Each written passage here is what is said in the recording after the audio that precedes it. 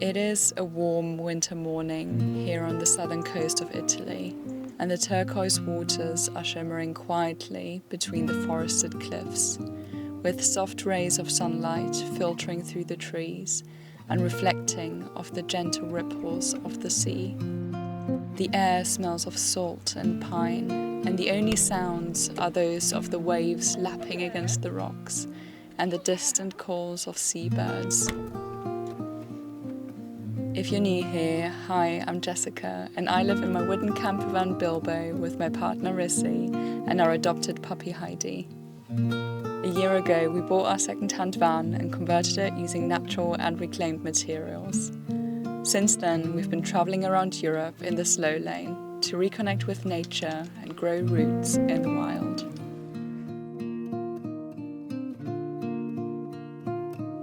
We've been parked in this gorgeous spot not far from the town of Vieste in Gargano National Park, which lies on the spur of Italy.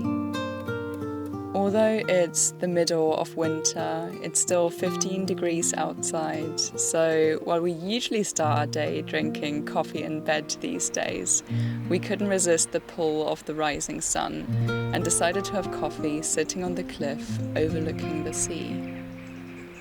This park up has absolutely no phone signal, and we've been thoroughly enjoying being disconnected from the world and completely immersed in the beautiful nature around us. It may seem inconvenient to most people, but we absolutely love having no signal while we sleep. It makes our mornings just so much more intentional, and we can always just drive a few minutes if we need to be connected for work. But today, we didn't really have to be anywhere, so we started the day at a slow pace, reading our books and preparing a healthy breakfast to eat by the sea.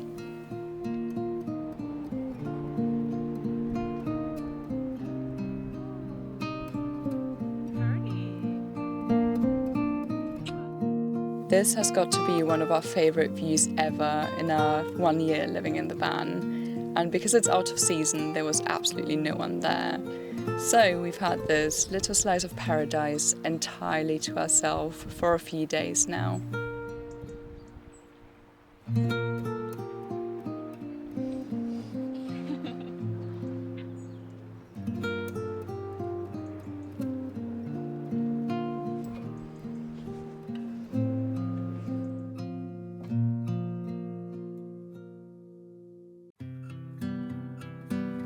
On days like this one, it's just so tempting to lie in bed all day with the back doors open, reading our books and letting our eyes wander across the landscape.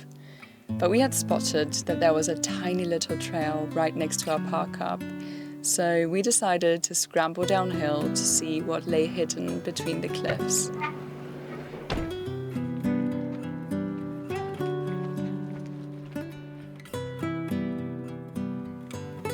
It was a very steep descent, and we had to navigate quite carefully because clearly not many people were walking here. But after 10 minutes, we were rewarded with an incredible hidden beach surrounded by forest, which we had all to ourselves. The water was a perfectly clear turquoise color, and it was a beautiful sunny day. We honestly couldn't believe that this unknown place was right next to where we had parked up, and our puppy Heidi absolutely loved running around looking for rocks to play with.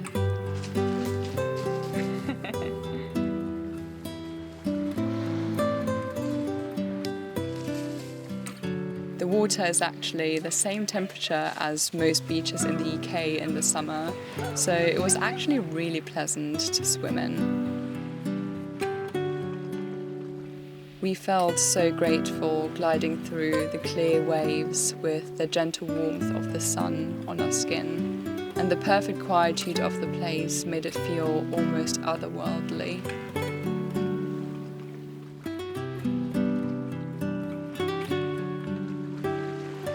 We did some water training with Heidi because she's still not super comfortable going in the water, but she's making really good progress, and to her credit, she is a very strong swimmer, even though she's not super keen on it.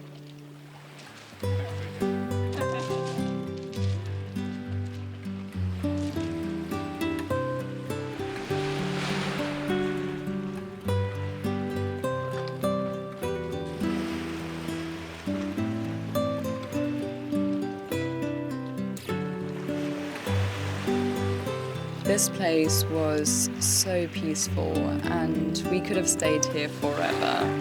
But being surrounded by cliffs, the beach was actually completely in the shade, and once we got a bit chilly and hungry, we decided to head back to the van.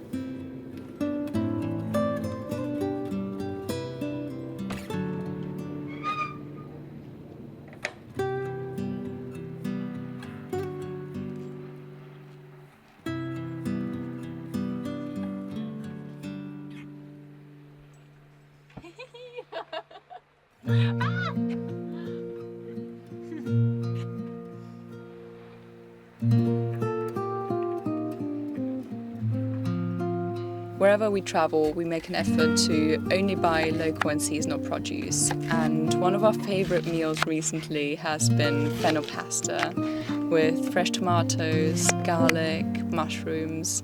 And my goodness, these tomatoes in Italy are unlike anything I've ever tasted.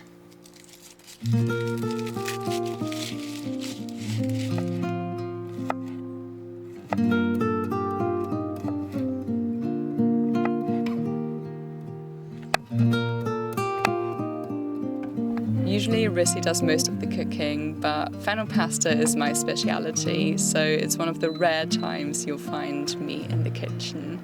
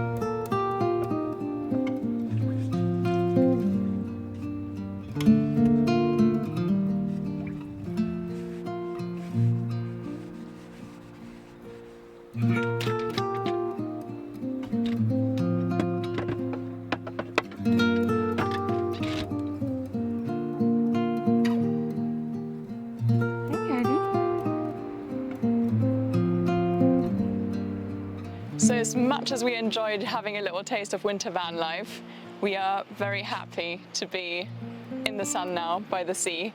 It's 15 degrees, it's really lovely. It's what we needed after our week of misfortune. First, our diesel heater broke. We don't exactly know why, but it just spews out a lot of white smoke when we try and turn it on. So we just didn't bother. We couldn't find anyone who wanted to fix it for us. And we're not brave enough to try ourselves, so we just left it and we drove as far south as possible. And then our locking system stopped working. Which was fine for a bit, but it meant that we couldn't leave the van together, which is a bit rubbish. And it kind of limits where you can spend the night, because although the alarm was still setting, so the alarm would have gone off if someone tried entering the van from the outside. It's still a bit disconcerting when you're trying to sleep and you know someone can walk into your van. So it took us about a week or so to find someone to sort that out, and it turned into a much bigger job than we could have anticipated. We had to rip out half of our kitchen, but when we reassembled it, the drawers started closing a lot more smoothly when you put it all back together again, so that's a plus. Maybe my carpentry skills have improved A little bit. since we built the van. Oi, oi, Heidi! What are you doing? Yeah, it was really weird because 90% of the time everything kind of works. And the last time we had to do any actual work on the van was like 9 months ago when we were in the Pyrenees in the spring. We had to replace our brake pads. after we went down a very, very steep mountain. But yeah, since then everything had been kind of working. And then everything happened kind of at the same time, which was a little bit worrying, but we think that the cold might have triggered it. And we're now in much warmer temperatures, so hopefully we won't have any more trouble. We are without a heater though now, and we probably will be without a heater for the whole winter because we just can't find anyone outside the UK who's willing to look at it. But when we were in Spain last winter, we weren't really using our diesel heater all winter, so we're hoping that we're going to be fine without a heater in Greece. Yeah, I think we probably will be, as long as we don't go to the mountains. Yeah, I do want to do. Yes, I do want to go to the mountains. Maybe we can go for day trips and then just like park in the foothills. But we'll see.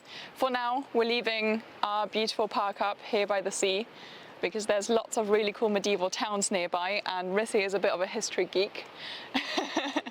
He has a degree in history. So we're going to drive to one of those towns today and check it out, and then slowly make our way along the coast looking at all the towns, and we might also go to the woods for the weekend to do some walking there.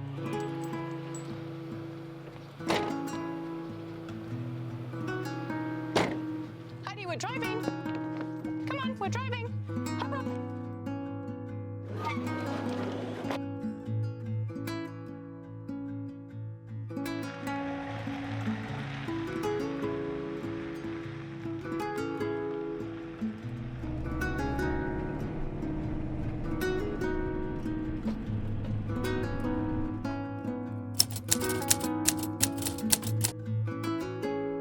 Vieste is built on top of ancient caves, which have been inhabited since prehistoric times, where they provided protection from harsh weather and invaders for early settlements.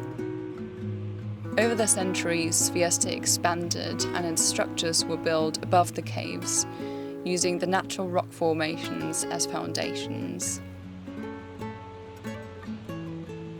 Long ago, when Vieste was a tiny, quaint fishing village, a handsome young fisherman named Pizzamona was known not only for his skill at sea, but also for his striking appearance.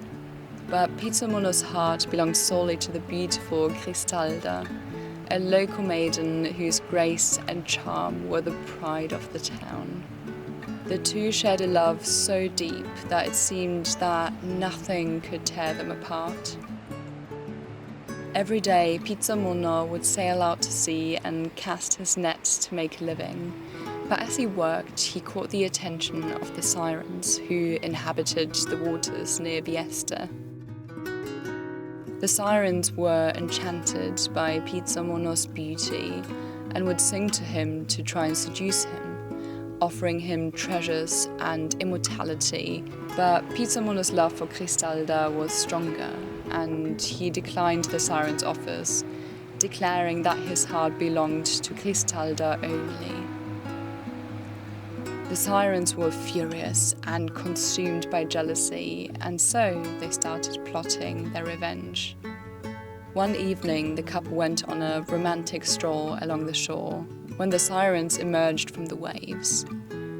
They seized Cristalda and dragged her into the sea, leaving Pizzamona helpless against their supernatural power. Overwhelmed by grief, Pizzamona was transformed into a towering white limestone monolith, which stands on Vieste's shore to this day, gazing out over the sea where Cristalda was taken. We were parked right by the seafront for the day, so after exploring the town for a few hours, we decided to go for another dip in the sea. We were getting quite a few funny looks from locals, but if I'm being completely honest, that's just something you get used to living in a van. Well, that was short but refreshing. I do feel a lot cleaner now. People were filming us. I guess the locals are not really used to people swimming here in the winter, but the temperature of the water is like Wales in the summer. Yeah, it's just what you're used to, isn't it? Yeah. So now we're going to go to the supermarket to get some veg before we drive into the forest. we're going to do our laundry because we just do it once a month whenever we're in a town and it's convenient. And then we're going to have a nice dinner. We found a place that apparently has a vegan menu, not far from here. After that, we're going to drive into the woods and just walk in the woods for a few days and be a bit away from towns again.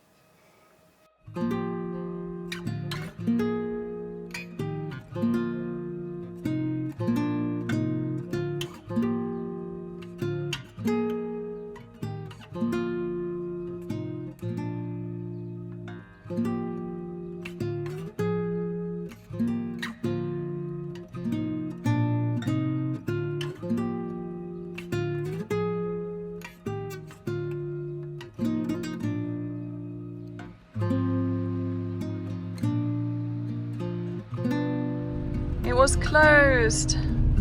It was closed. That's a shame. Stomach was definitely ready for some pizza. But alas. Did you just say stomach and tummy at the same time? Stomach. Stomach. It's fine. I'll make something at least as tasty as we get to where we're going to park. We're gonna have some stew in the woods. Oh yeah. So we can have stew tonight. Yes, let's have some stew. But first, let's get into the woods.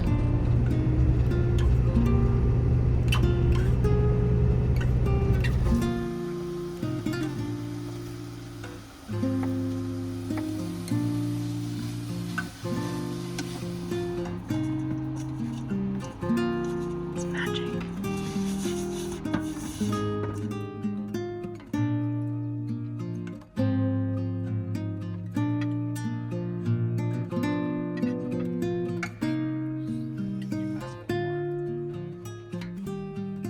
If you enjoyed this episode, don't forget to subscribe for weekly van life adventures, how we live more sustainably on the road, and the folklore we encounter on our travels.